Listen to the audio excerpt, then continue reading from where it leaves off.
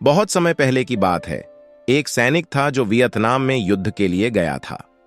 जब युद्ध समाप्त होने का समय आया तो सैनिक को घर लौटने का समय आया, लेकिन उसके दिल में एक सवाल था जो उसने अपने माता पिता से पूछने का निर्णय लिया।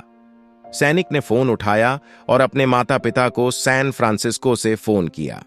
माँ और पिताजी, मैं घर आ रहा हूं, लेकिन मेरा एक दोस्त है जिसे मैं अपने साथ घर लाना चाहता हूं। क्या मैं उसे ला सकता हूं?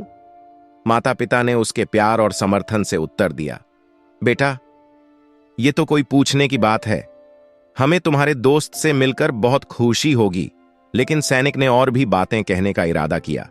लेकिन पहले जान लो, उसकी स्थिति बहुत कठिन है। उसने युद्ध में बुरी तरह से घायल हो जाने के बाद एक बारूदी सुरंग पर पैर रख दिया है और उसने अपना एक हाथ और पैर गंवा दिया है। मैं उसके साथ रहने के लिए लाना चाहता हूं क्योंकि उसके पास कोई ठिकाना नहीं है जहां वह जा सके। माता ने चिंगारी से कहा, बेटा, हम तुम्हारी चाहत को समझते हैं, हम उसके साथ मिलकर कुछ करेंगे। पिताजी ने थोड़ी देर सोचा और फिर कहा, लेकिन बेटा, तुम यह समझो कि तुम क्या कर रहे हो। हमारे लिए यह बहुत बड़ा बोझ हो सकता है। हमारी अपनी जिंदगी है और हम नहीं चाहते कि इस तरह की कोई भी परिस्थिति हमारी जिंदगी में दखल दे।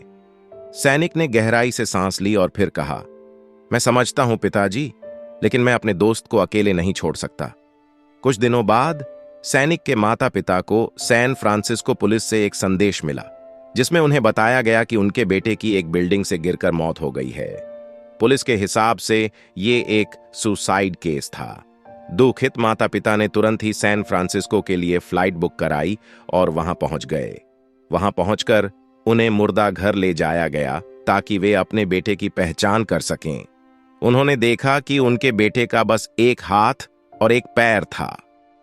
दोस्तों, इस कहानी से हमें यह सीखने को मिलता है कि हमें दूसरों की दुख सुख में साथियों का समर्थन करना चाहिए और उनकी मदद करने के लिए हमें खुद को खोजना चाहिए।